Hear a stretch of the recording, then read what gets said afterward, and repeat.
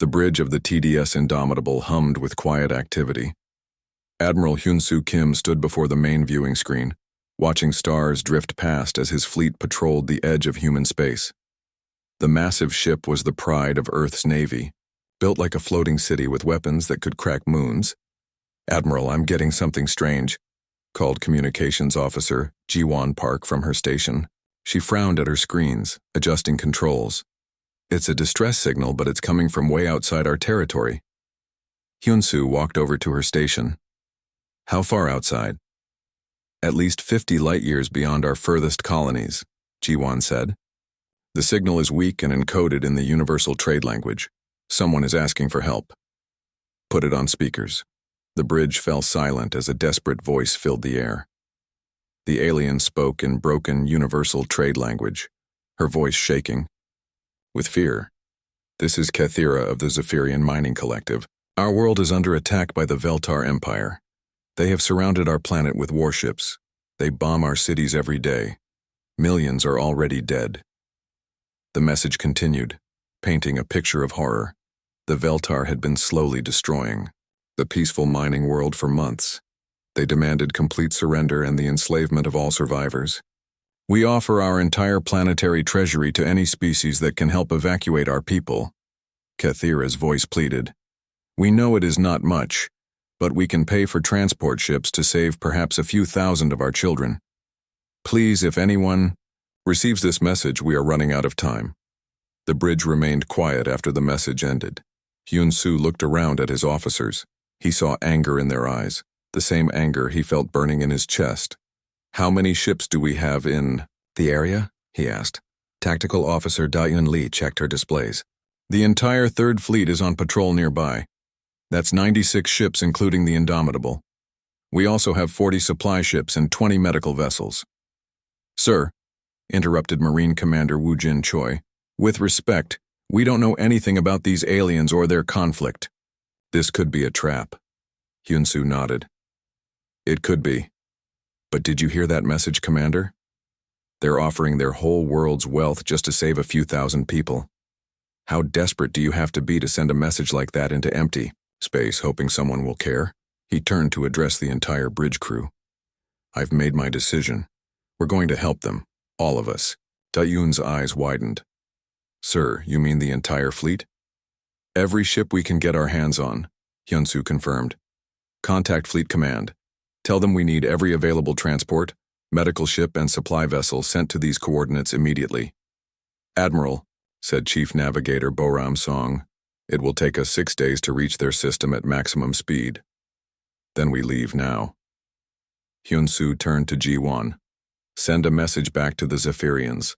Tell them help is coming." As the crew began preparations for the massive fleet movement, Hyun-Soo studied the star charts. The Zephyrian system was far from any known space lane, a perfect target for raiders like the Veltar Empire. "Sir," Ji-won called out, "I'm having trouble getting a message through to the Zephyrians. The signal is too weak and there's some kind of interference. Keep trying. They need to know we're coming." 3 hours later, the largest humanitarian fleet in human history began moving toward the Zephyrian system. Word had already spread to other human colonies. Merchant ships were changing course to join them. Medical centers were loading emergency supplies.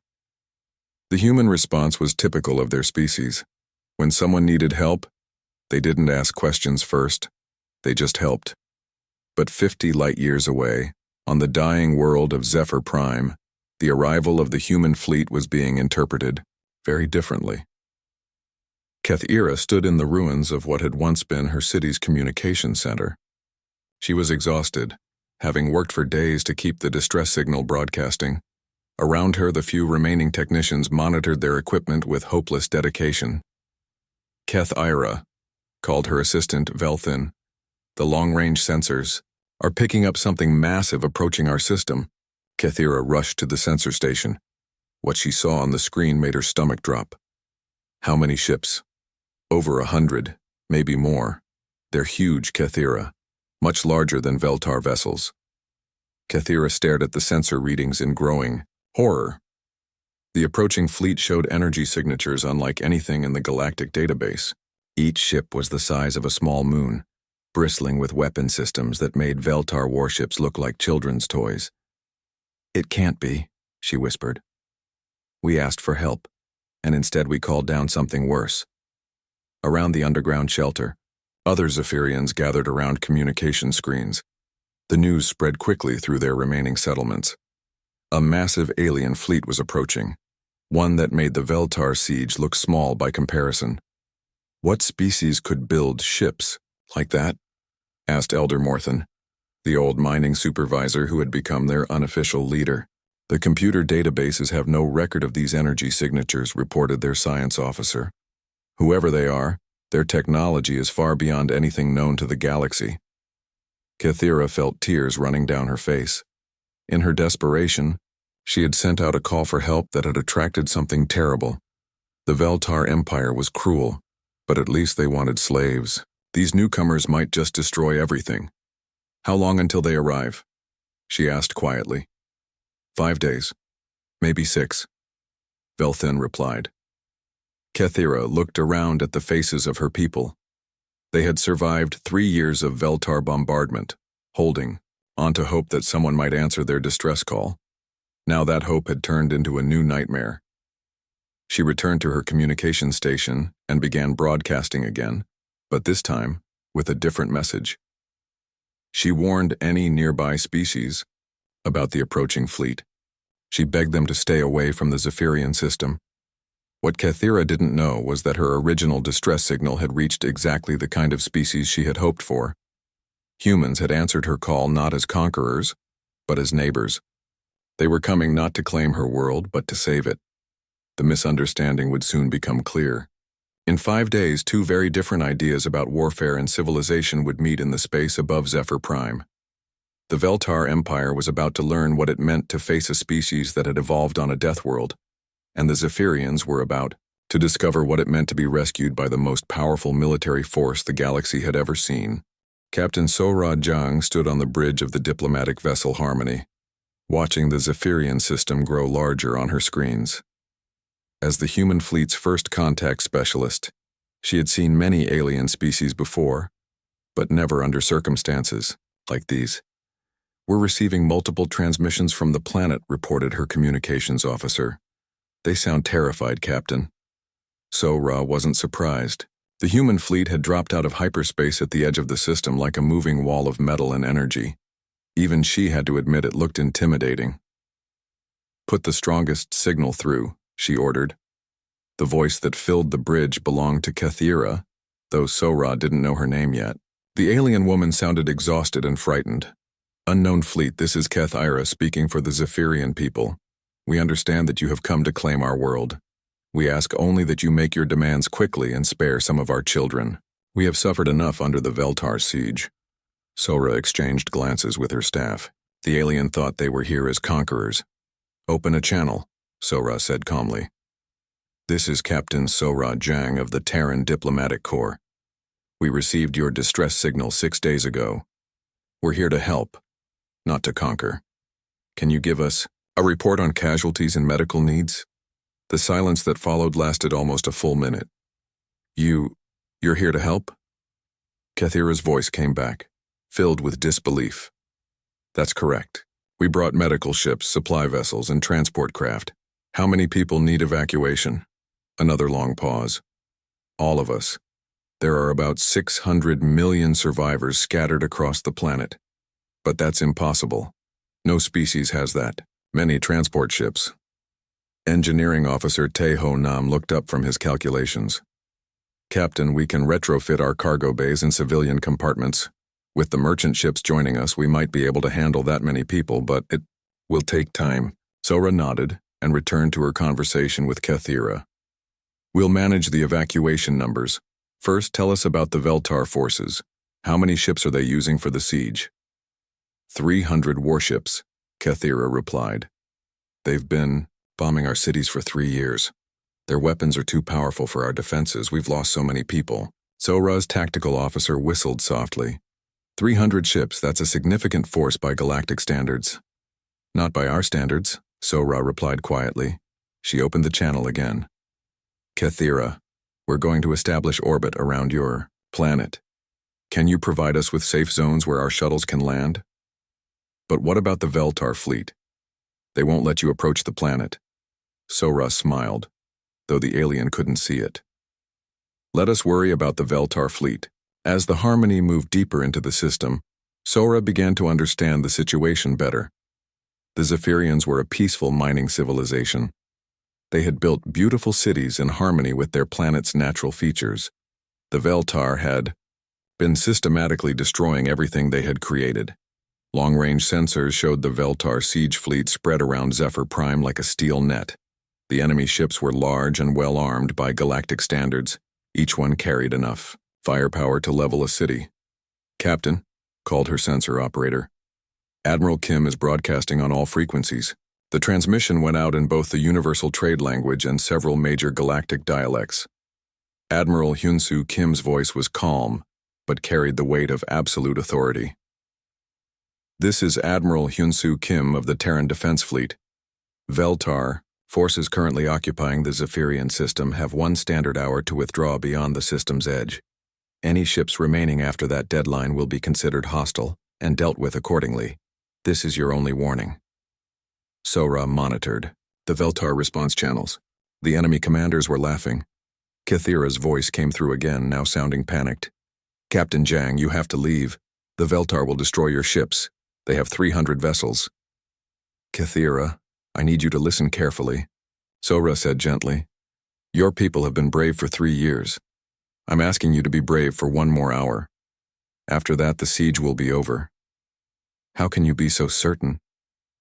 Sora looked at her tactical displays. The human fleet was spreading into battle formation. The Indomitable alone carried more firepower than the entire Veltar siege fleet combined. The supporting battleships and cruisers were designed to fight enemies that could crack planets. "Because we're humans," Sora said simply. "We don't leave people behind." On the planet below, Kathira stared at her communication equipment in confusion. The human captain sounded so confident, so certain. But how could 100 ships defeat 300? She had accessed what little information the galactic databases contained about humans. They were listed as a recently discovered species, from somewhere called Earth. The databases marked them as potentially dangerous and Deathworld origin, but gave no details about their military capabilities. "Kathira," called Velthan from the sensor station. "The Veltar fleet is moving. They're taking positions to intercept the human ships." She watched the tactical display with growing dread. The Veltar had formed their standard attack formation, 3 lines of ships designed to overwhelm any opponent through sheer numbers. It was the same formation they had used to conquer dozens of worlds. The human ships continued moving steadily toward the planet, seemingly unconcerned by the massive enemy fleet positioning to attack them. 30 minutes until the Admiral's deadline," Sora announced over the communication channel. "Kathira, I recommend your people take shelter in deep bunkers. There might be some debris falling from orbit soon." "Debris?" Kathira asked. "What's left of the Veltar fleet after we're finished with them?" In the underground shelters, Zephyrian families huddled together, listening to the communications between their world and these strange humans. The children had been born during the siege. They had never known peace. Elder Morthan approached Kathira. "Do you really think these humans can defeat the Veltar?" Kathira studied the sensor readings again. The human ships were unlike anything in the galactic database. Their energy signatures showed power levels that seemed almost impossible. "I don't know," she admitted. "But for the first time in 3 years, I have hope." Above them, in the darkness of space, 2 very different ideas about warfare were about to collide. The Veltar believed in conquest through overwhelming numbers and sustained bombardment. They had built their empire by slowly grinding down enemy resistance. The humans had learned warfare on a planet that tried to kill them every day. They had built their military to face extinction-level threats and win quickly. Their ships were designed not just to fight wars, but to end them. As Admiral Kim's deadline approached, the Veltar commanders felt confident. They had superior numbers and proven tactics. These humans would learn what happened to species that challenged the Veltar Empire.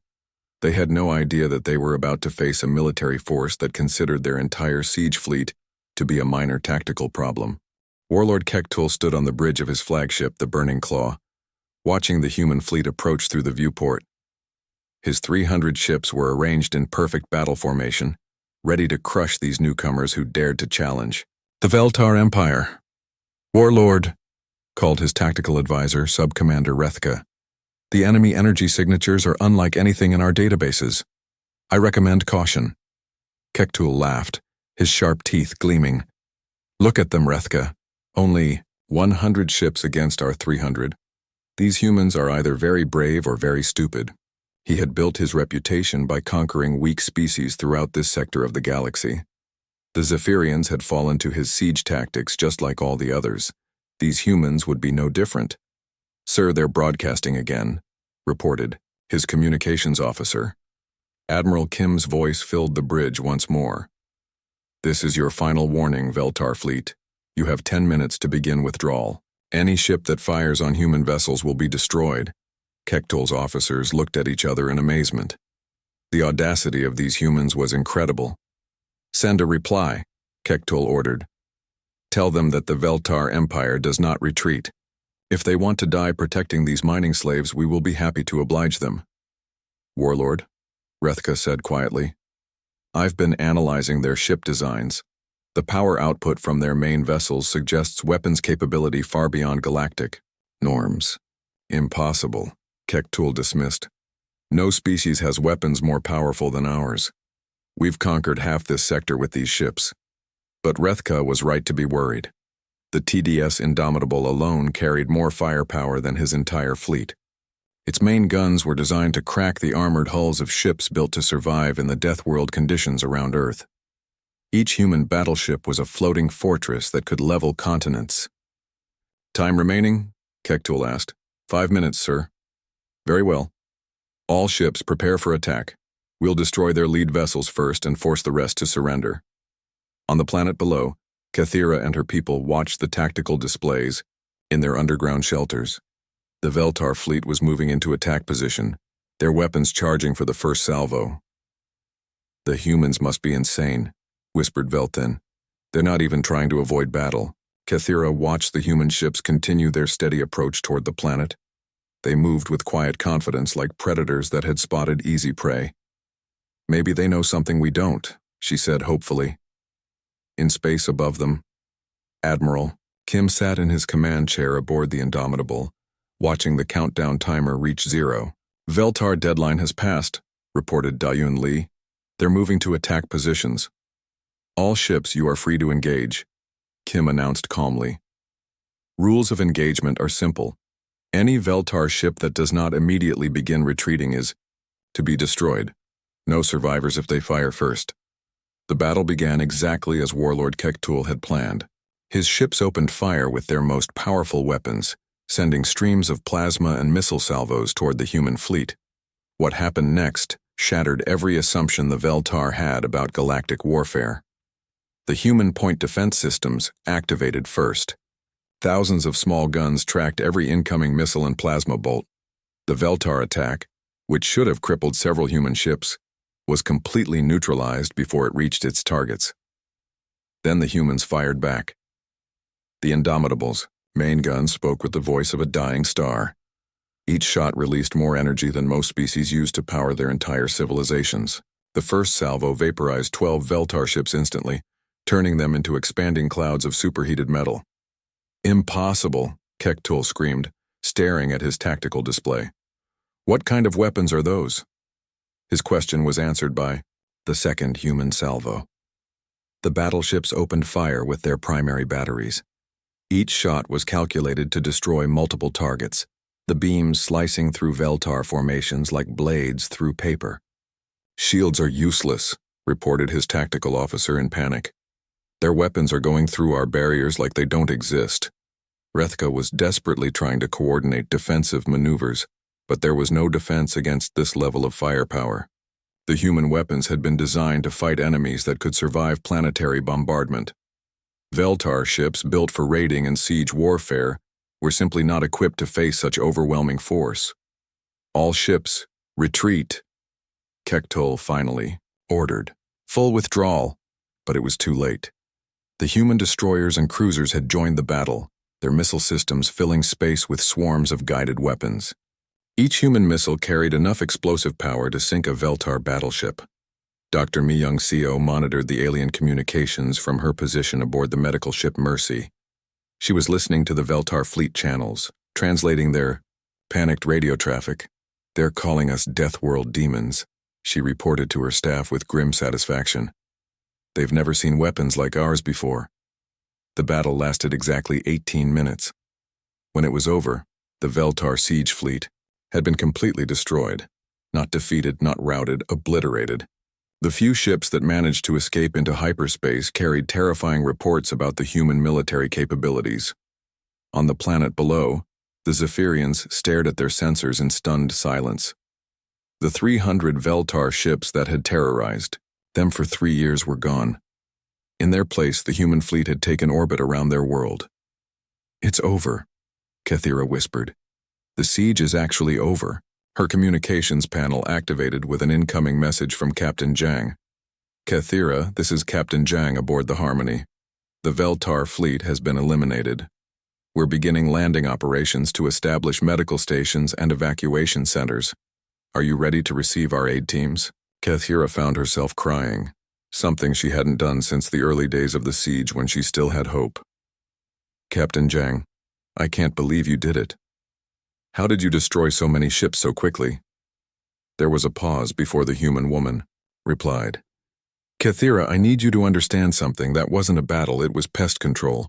The Veltar were using weapons designed to terrorize civilians. We brought weapons designed to win wars." Across the galaxy, the surviving Veltar ships carried news of their defeat to their empire.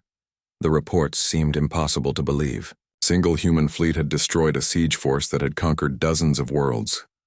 Emergency councils convened in Veltar space. Military commanders studied the battle recordings, trying to understand how such a thing was possible. The answer was simple, though it would take them time to realize it. The humans came from a death world where evolution had taught them that there were only two kinds of creatures, predators and prey. They had built their civilization and their military around the simple principle that when someone needed protection, you protected them with overwhelming force. The Veltar Empire had just learned what it meant to threaten someone under human protection. And across the galaxy, other species began to take notice of the newcomers who could casually destroy fleets that had terrorized entire sectors. The age of human involvement in galactic affairs had begun with the sound of their guns, protecting those who could not protect themselves. Marine Colonel Dongwu Han stepped off the shuttle onto the surface of Zephyr Prime, his boots crunching on rubble that had once been a beautiful city. Around him, his Marines spread out in protective formations, their equipment scanning for any remaining threats. The devastation was worse than the orbital surveys had shown. 3 years of Veltar bombardment had turned thriving population centers into scattered ruins. But among the wreckage, he could see signs of life. Zephyrians, emerging cautiously from underground shelters. "Colonel," called his communication specialist, "we're getting reports from landing sites across the planet.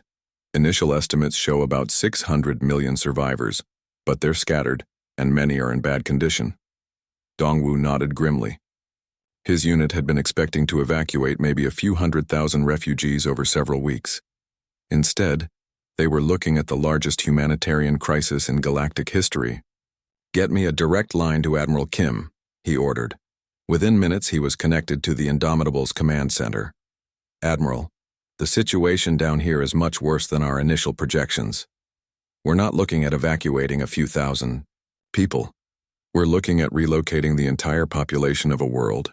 There was a brief pause before Admiral Kim's voice came back, calm and determined. "What do you need, Colonel?" "Everything we have, sir, and then 10 times more. These people have been living in bunkers for 3 years. They're malnourished, injured, and traumatized. We need medical supplies, food, temporary housing, and transport capacity for hundreds of millions of people." "Consider it done. I'm calling in the entire Terran Merchant Marine. Every available transport ship in human space will be here within the week." Dongwu almost smiled. This was exactly the response he had expected from a human commander. When Ulrich faced with an impossible humanitarian crisis, humans didn't calculate costs or political implications. They just solved the problem. Sir, there's something else. These people don't understand what we're capable of. They keep asking what we want, in return for helping them. What do you tell them? The truth, sir, that we don't want anything except to help. Chief Medical Officer Yu Jin-oh was already setting up field hospitals near the major population centers. Her medical teams worked with quiet efficiency, treating injuries and diseases that had gone untreated during the siege. Doctor, called her assistant, pointing to a group of approaching Zephyrians. We have more patients incoming. Yujin looked up from the child she was treating, a young Zephyrian who had never seen sunlight because she had been born in the underground shelters. The approaching group was led by an elderly Zephyrian male who walked with the careful dignity of someone who had endured great hardship. I am Elder Morthen, he said in careful universal trade language. Are you truly here just to help us? Yujin smiled warmly. That's exactly why we're here. My name is Dr. Yu Jin-oh. How can we help you and your people? We have many sick and wounded in our shelter. But we cannot pay for medical treatment. The Veltar took everything we had. Elder Morthen, you don't need to pay us anything. Medical care is a basic right where we come from. Let's go see your people. As they walked toward the shelter entrance, Yu Jin noticed the elder's confusion. The concept of free medical care seemed foreign to him. Supply Officer Seongmin Kang was coordinating the massive logistics operation from his command post. Around him, human efficiency was on full display. Cargo shuttles landed every few minutes, unloading food, medical supplies, and temporary housing units. Sir, reported his logistics coordinator, we've established supply depots at 47 locations across the planet. Food distribution is beginning immediately. Good, what about housing? The prefab units are coming down as fast as we can build them. Each unit can house a Zephyrian family comfortably. We should have temporary cities set up within days. Seong-min studied the supply reports on his screens. The human response was mobilizing resources that most galactic civilizations couldn't imagine. A single human mining operation produced more raw materials than entire planetary economies. The industrial capacity of human space was being turned toward saving lives on a scale that boggled the alien mind. Meanwhile, Kythera had become the unofficial liaison between her people and the humans. She spent her days moving between refugee camps, helping to coordinate the evacuation efforts. Kythera called Captain Jang over the communication link. We need to discuss long-term resettlement plans. Do your people have any preference for the type of worlds they'd like to call home? Captain, I still don't understand. You're talking about giving us entire worlds? That's correct. We've identified several garden worlds that could be terraformed to match Zephyrian environmental needs. The terraforming process takes about 2 years, but we can start immediately. Kythera sat down heavily on a piece of rubble. You're going to terraform worlds for us? Multiple worlds? Of course. 600 million people need space to rebuild their civilization. We wouldn't want to crowd you onto a single planet. The casual way Captain Jang discussed terraforming entire worlds left Kythera speechless. Among galactic civilizations, terraforming was a massive undertaking that required the resources of entire alliances. For humans, it seemed to be routine. Engineering. Captain, can I ask you something? Of course. Why are you doing all this? Your people gain nothing from helping us. There was a pause before Captain Jang answered. Kythera, where we come from, when someone is drowning, you pull them out of the water. You don't ask what they'll pay you first. Your people were drowning, so we pulled you out. Over the following weeks, the scale of the human response continued to grow. Merchant ships arrived daily, their cargo holds converted into passenger compartments. Human engineers worked around the clock to repair Zephyrian infrastructure and build new facilities. The Zephyrians watched in amazement as humans casually deployed technology and resources that seemed impossible. Fusion reactors that could power cities were installed like simple generators. Medical equipment that could regrow lost limbs was distributed to field hospitals as standard gear. How do they have so much of everything? Elder Morthen asked Kythera one evening as they watched human ships unloading supplies. I've been studying their databases, Kythera replied. Elder, they come from a world that was trying to kill them constantly. They built their entire civilization around the idea that they needed to be prepared for anything.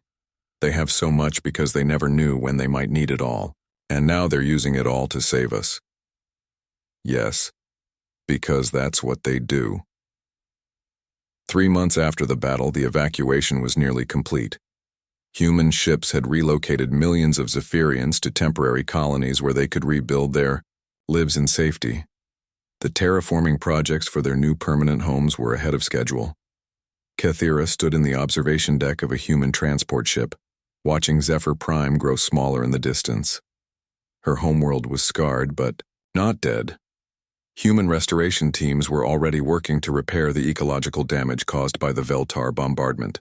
"We'll bring you back to visit whenever you want," said Colonel Han, joining her at the viewport.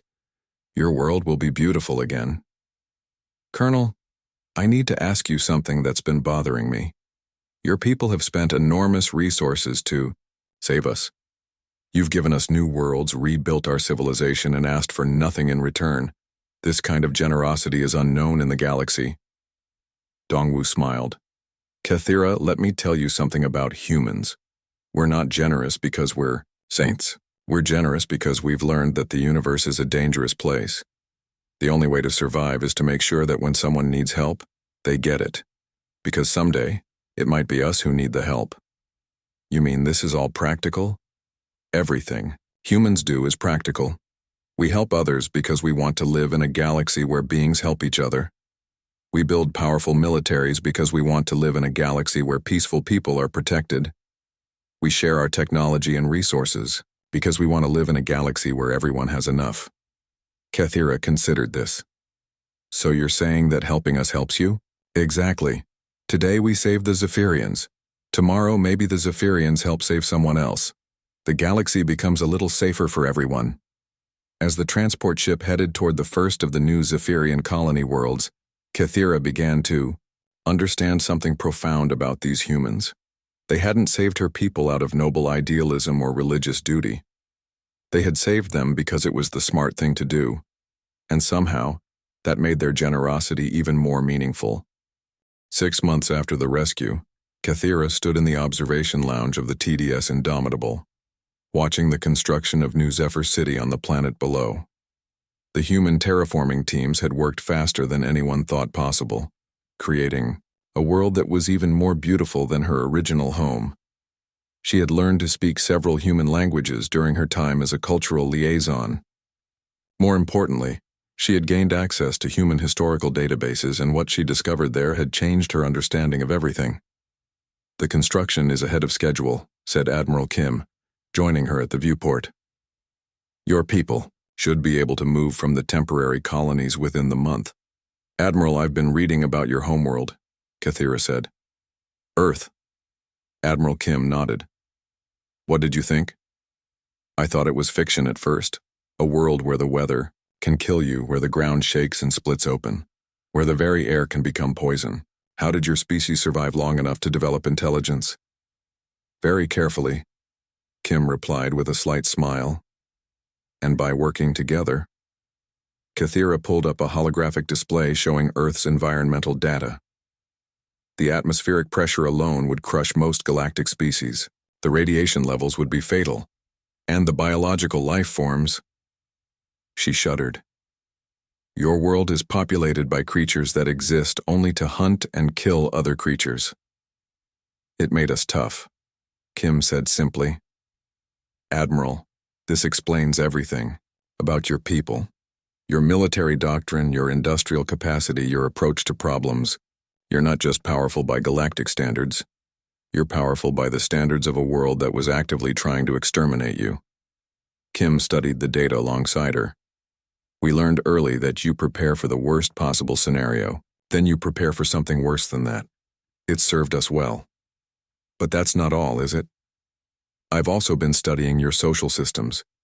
Your entire civilization is built around the idea that everyone survives together or no one survives at all." "That's right. On Earth, cooperation wasn't just a nice idea. It was the difference between extinction and survival." Their conversation was interrupted by an urgent communication from the bridge. Admiral Kim's expression grew serious as he listened. "What is it?" Kethira asked. "The Galactic Council has arrived. They want to discuss our involvement in this sector." An hour later, the Council fleet took position near the human ships. Their vessels were elegant and streamlined, designed more for diplomacy than warfare. But there were a lot of them. Nearly 200 ships representing dozens of galactic civilizations. The lead Council ship, the Harmony of Worlds, sent a formal diplomatic request. Admiral Kim, Captain Jang, and Kethira met the Council delegation in the Indomitable's main conference room. The Council delegation was led by Ambassador Threndal, a tall, thin being from the Ketherian hegemony. His species had been among the galaxy's major powers for thousands of years. "Admiral Kim," Threndal began formally, "the Galactic Council has grave concerns about recent human activities in this sector. Your intervention in the Veltar conflict has disrupted the established balance of power." The established balance included the genocide of 600 million innocent people. Admiral Kim replied calmly. "We disrupted that. The Veltar Empire was a recognized government pursuing legitimate territorial expansion. Your unprovoked attack on their forces constitutes an act of war." Kethira started to speak angrily, but Admiral Kim gestured for her to remain calm. "Ambassador, let me be clear about something. We didn't attack the Veltar Empire. We eliminated a threat to people under our protection. There's a difference. You cannot simply declare entire species to be under your protection. The galaxy has laws, treaties, established procedures for resolving conflicts." Captain Jang leaned forward. "Ambassador, what were those established procedures doing for the Zephyrians? They had been dying for 3 years while your council debated trade agreements with their murderers." Threndal's skin color shifted, indicating irritation. The council was pursuing diplomatic solutions. Military action should always be a last resort. "For 3 years?" Admiral Kim asked quietly. "How many more years of diplomacy would you have needed while people died?" The ambassador pulled up a holographic display showing fleet dispositions throughout the sector. "Admiral, your military capabilities far exceed anything known to galactic civilization. A single human fleet destroyed forces that had conquered dozens of worlds. The Council fears what your species might do if you decide to expand your territory." "Then the Council doesn't understand humans very well," Kim replied. "We're not interested in conquering anyone. We're interested in making sure that peaceful species can live without fear." "Pretty words, Admiral. But you now have military bases throughout this sector. You've established colonies for your Zephyrian clients. Your actions look very much like territorial expansion." Kethira couldn't stay silent any longer. "Ambassador?" "Threndal, may I speak?" The council members looked surprised. Most refugee species didn't participate in diplomatic discussions. "You may. I've lived with humans for 6 months. I've studied their history and their culture. Ambassador, they're not like other species in the galaxy." "What do you mean?" "They come from a death world. Do you understand what that means? Their planet tried to kill them every single day. They survived by becoming the most dangerous predators their world had ever seen. But they also survived by taking care of each other." She activated her own display, showing images of human cities, human families, human children playing in parks. "Look at them, Ambassador. They have the power to conquer the entire galaxy, but what do they actually do? They build hospitals. They educate their children. They explore space not to find new worlds to conquer, but to find new friends to make." Ambassador Threndal studied the images with growing unease. "That may be true, but military power of this magnitude scares you," Admiral Kim finished. "I understand that, Ambassador, but let me ask you something. Would you rather live in a galaxy where the most powerful species conquers everyone else, or in a galaxy where the most powerful species protects everyone else? You're asking the Council to simply trust you." "No," Kim replied. "I'm asking the Council to judge us by our actions. We came here because someone asked for help. We stayed because people needed protection. We'll leave when they're safe and able to protect themselves." The negotiations continued for days. The Council representatives struggled to understand human motivations. In their experience, Powerful species use their strength to dominate others. The idea that humans would build overwhelming military capabilities purely for defensive purposes seemed alien to them. Finally, Kathira provided the breakthrough they needed. Council members, you keep asking what humans want from the galaxy. You keep looking for their hidden agenda, their secret plans for conquest. But you're asking the wrong question. What should we be asking? Ambassador Threndall inquired. Ask yourselves what kind of galaxy you want to live in. Do you want to live in a galaxy where the Veltar Empire can spend 3 years slowly murdering an entire civilization, while the Council holds diplomatic meetings? Or do you want to live in a galaxy where someone will actually stop the killing? She stood up, addressing the entire Council delegation. Humans didn't save my people because they wanted to conquer our world. They saved us because they wanted to live in a galaxy where civilizations like mine don't get wiped out by predators like the Veltar. They want to live in a galaxy where peaceful species can build beautiful cities and raise their children without fear. And if that's the kind of galaxy they want, she continued, then that's the kind of galaxy they'll build, with or without your permission. The final agreement was simple. The Council would recognize human protection of the Zephyrian colonies and other peaceful species in the region. In return, humans would participate in Council forums and follow established diplomatic procedures when possible. A year later, Kathira stood in a garden on New Zephyr, watching human and Zephyrian children play together. The human colony ship Friendship had arrived the week before, carrying families who wanted to help build the new Zephyrian civilization. Admiral Kim joined her in the garden, now wearing civilian clothes as the first human ambassador to the Zephyrian Republic. Any regrets about leaving military service? She asked. None, he smiled, watching the children. This is what we were fighting for all along. Above them, the combined human Zephyrian patrol fleet maintained watch over the system. The ships bore both human and Zephyrian markings, crewed by members of both species working together. Ambassador Kim, what happens next? Next, we keep building the galaxy we want to live in, one rescued civilization at a time. As the suns of New Zephyr set behind the mountains, the two friends watched their children play in peace, protected by the most powerful military force the galaxy had ever seen, a force dedicated not to conquest, but to ensuring that no child anywhere would grow up in fear. The Deathworlders had answered the call for help, and in doing so, they had begun to reshape the galaxy into something better than it had ever been before.